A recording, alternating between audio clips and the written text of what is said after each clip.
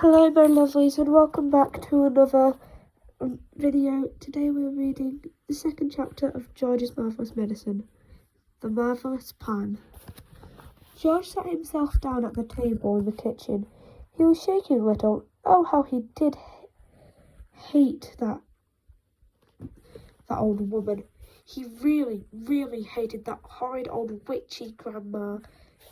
And all of a sudden he had a tremendous urge to do something about her. Something whooping, something absolutely terrific, a real shocker, some sort of explosion. He wanted to blow that witchy smell that hung around her into the next room. He may have only been 8 years old, but he was a brave little boy. He was ready to take this old woman on. I'm not going to be frightened by her, he said softly to himself, but he was frightened, and that's why he wanted to suddenly explode her away. Well, not quite away, but he did want to shake the old woman up a little bit. This whooping, exploding shocker for Grandma. He would have liked to put a firework ban. He would have liked to put a firework banger under her chair, but he didn't have one. He would have liked to put a large green snake down the back of her dress, but she didn't have a large green snake. He would have liked to put 6 big black rats in the room with her and lock the door, but he didn't have 6 big black rats. As George sat there pondering this interesting problem, his eyes fell upon the bottle of Grandma's medicine, standing on the sideboard. Rotten stuff it seemed to be. 4 times a day, a large spoonful was swallowed into her mouth, and it didn't do her any good in the slightest. She was always as horrid as after she'd take it as she'd been before. The whole point of medicine surely was to make a person better, but if it didn't do that, it was useless. So ho, thought George. Aha! Ho-hum! I know exactly what I'll do.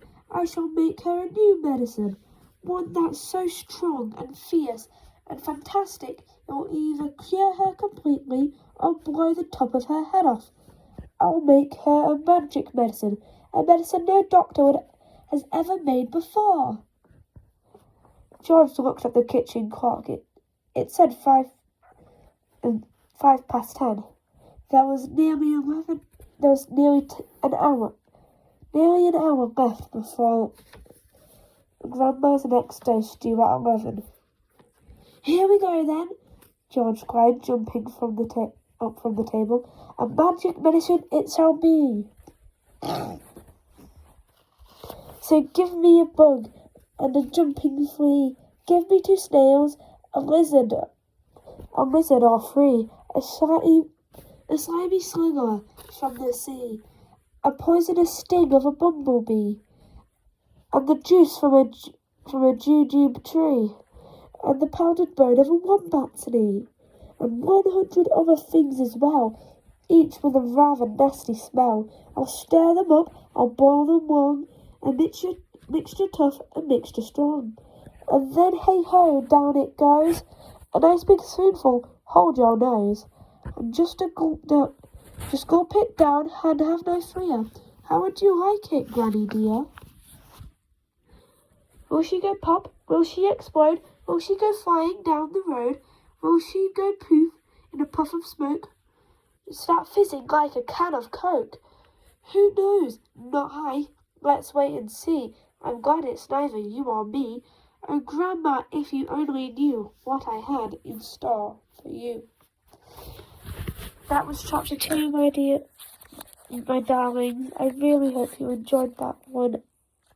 Like I said in the last video, George's Marvellous Medicine is quite a nice story for me to read.